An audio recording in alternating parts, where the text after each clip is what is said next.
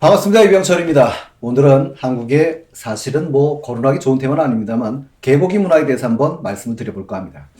일단 우리의 잘못되어 있는 오해 먼저 하나 풀고 갈게요. 물론 저희 아버님도 가끔 물론 드신다는 뜻이 아니라 이런 농담을 하시는데 복날은 개고기지 이렇게 말씀하시는데 이건 잘못된 오해예요.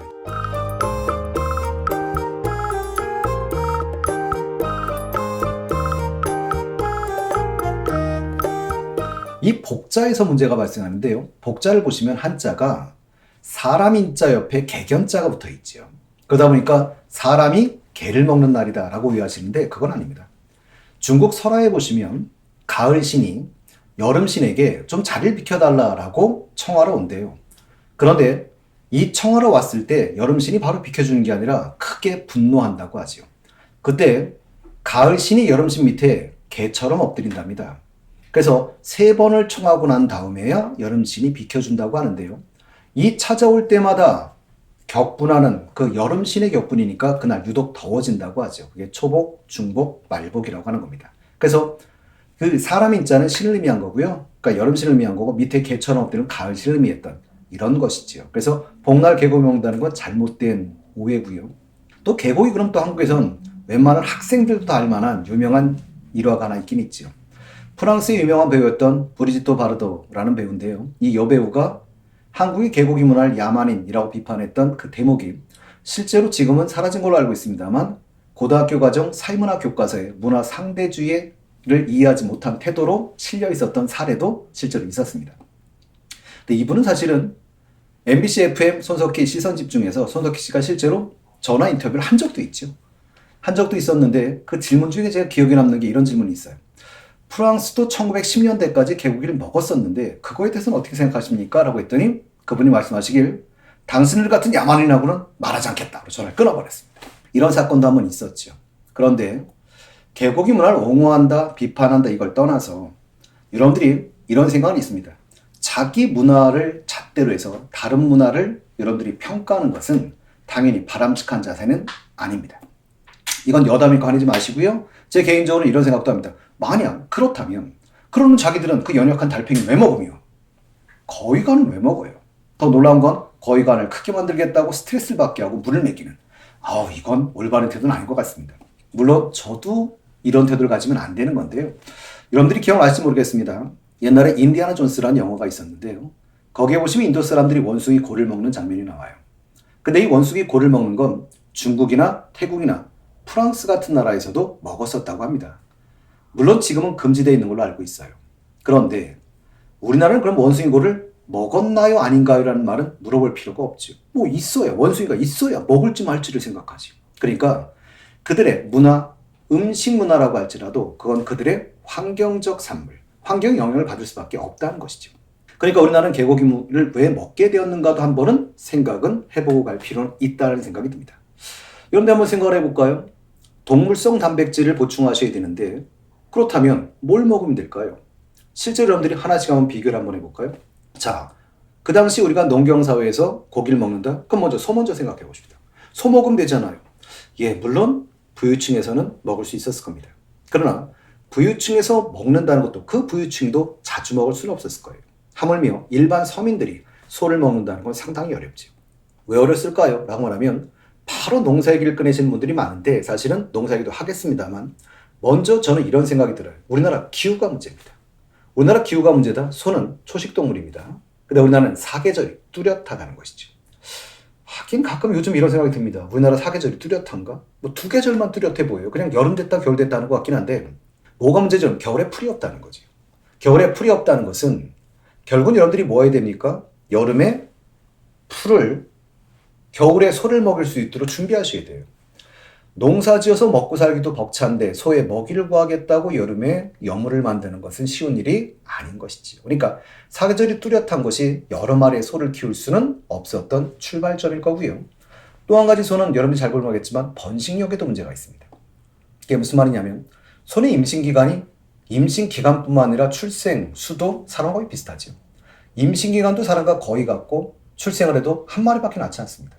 번식력이 뛰어나지 않다는 것은 사실은 잡아먹기가 쉽지 않지요. 그리고 마지막으로 농사는 여러분들이 힘으로 짓는 겁니다.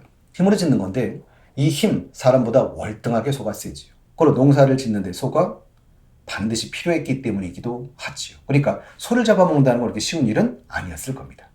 자, 그렇다면 우리가 다른 것 좀 한번 잡아볼까요? 오, 닭. 갑자기 뭐 치킨 이런 거 떠올리지 마시고요. 어쨌든 닭. 그러면 닭을 잡아먹기 좀 수월했을 것 같은데요. 농사에 도움을 주는 건 아니잖아요. 그런데요, 이렇게 한번 생각해 볼까요? 여러분들은 닭을 한 번에 잡아먹어 버리겠습니까? 아니면 매일 달걀을 받아 드시겠습니까? 그러니까 효용가치 문제라고 생각하시면 돼요. 닭을 한 번에 잡아먹는 것보단 달걀을 꾸준히 먹는 게 나았다는 거죠. 그럼 닭을 아예 안 먹었습니까? 그건 아니지요.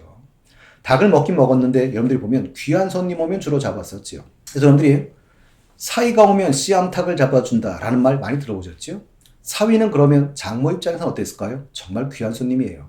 내 딸 고생시키지 말아달라라고 부탁하는 귀한 손님이고, 씨암탉을 잡는다는 말의 뜻은 나는 계란을 포기할 수도 있다, 이런 의미니까 아무 한탄이 잡아주는 건 아니었겠지요. 그러나 가끔가다 한 번씩은 잡아먹을 수 있었을 거예요. 자주는 아니더라도. 근데 문제가 있죠. 농경 사회는 대가족입니다. 그러면 가끔가다 닭을 한번 잡다 보면 물어볼까요? 대가족이 치킨처럼 고기를 발라먹기 쉽지 않을 겁니다. 그래서 기억나십니까? 뭐 전 가끔가다 농담삼아 원해트 했던 얘기인데, 닭이 발 담그고 갔어? 내가 이렇게 농담했던 닭곰탕 같은 걸 주로 먹게 되는 것이죠. 자, 그럼 또 한번 생각해 봅시다. 돼지를 먹으면 되지 않습니까? 자, 여러분들한테 물어보십시다. 사극 보시다가 그렇게 많은 동물이 나오는데 돼지는 보신 일이 거의 없을 겁니다. 실제 여러분들이 어떤 일이 있었죠? 그럼 우리나라는 돼지를 아예 없었다는 얘기는 아니지만, 돼지 편을 제가 따로 한번 만들 거예요. 돼지가 없었다는 얘기는 아니지만 사실은 돼지는 거의 키우지 않았어요. 여러분들이 그렇다면, 실제로 제가 어린 시절에 시골 태생인데요. 제 어린 시절 시골에서 저희 마을에서조차도 돼지를 키우는 집은 많지 않았습니다. 돼지는 일종의 부의 상징이지. 왜 그렇죠? 농사에 도움은 되지 않으면서. 동시에 나랑 같은 걸 먹고 나보다 더 먹는 아이. 그럼 옛날과 어려운 시절에 돼지를 키운다는 건 쉬운 일은 아니었을 것 같아요. 그럼 이제 개를 한번 상상해 볼까요? 개는 어떻습니까? 농사에 도움 주는 일 없죠. 근데 번식력은 여러분들이, 물론 이건 있어요. 지금 여러분들이 발육을 얘기하는 게 아니에요. 우리나라 토종 개들은 번식력도 무지하게 뛰어났습니다. 그럼 농사에 도움은 안 되는데 번식력은 좋다. 그러면 동물성 단백질을 보충을 해야 되는데 결국은 방법이 없죠. 그러니까 소스를 걸고 삶아 먹기 시작한 겁니다. 이 개고기 문화는 한국에서만 나타났던 문화는 아닙니다. 우리와 비슷한 환경을 가진 나라는 대부분 있었죠. 중국, 베트남, 멕시코, 이런 나라들은 다 개를 먹었었어요. 실제로 재밌는 일이라도 하나 있습니다. 청 말기에 영국과 수교를 맺게 되고 청나라에서 이홍장이라고 하는 대사가 가는데요. 영국 총리가 영국의 세포트를 선물로 딱 줘요. 아하, 먹으라고 선물로 준 거구나. 바로 삶아 먹어버렸던 이런 사건도 실제로 있어요. 지금도 아마 북한은 개고기를 단고기라고 해서 많이 먹고 있는 걸로 알고 있는데요. 김일성이 무척 좋아했던 고기이기도 했다고 하지요. 우리나라 개고기는 임난 이후부터 좀 보편적으로 먹기 시작했다고 하고요. 유럽도 하나 재밌는 기록들을 보면 전쟁 중에는 개고기를 먹었었다고 합니다.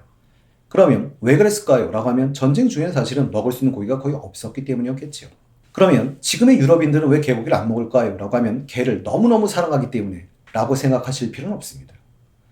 유럽인들이 개를 안 먹는 이유는 개를 사랑하기 때문에 안 먹는 게 아니라 그걸 대체할 수 있는 다양한 다른 고기들이 존재했기 때문이었죠. 그러니 개는 오히려 고기로서 나에게 주는 가치보단 살아서 나한테 주는 가치가 더 크기 때문에 개를 잡지 않았던 겁니다. 이런 경우는 여러분들이 많이 찾아볼 수 있죠. 개를 반드시 생활에 필수적으로 요구했던 에스키모인들. 그렇게 많은 개를 키움에도 불구하고 개를 잡아먹지는 않았어요. 그 이유는 개가 고기로서 나에게 주는 가치보단 살아서 나에게 주는 가치가 훨씬 크다라고 생각했기 때문입니다. 자, 그래서 저는 이런 생각을 합니다. 아직도 여러분들이 개고기에 관련되는 많은 논쟁들이 발생하고 있는데요. 그 논쟁 중에 이런 말이 있죠. 예를 들면 개는 함께 사는 동물인데 어떻게 그걸 잡아먹을 수 있느냐.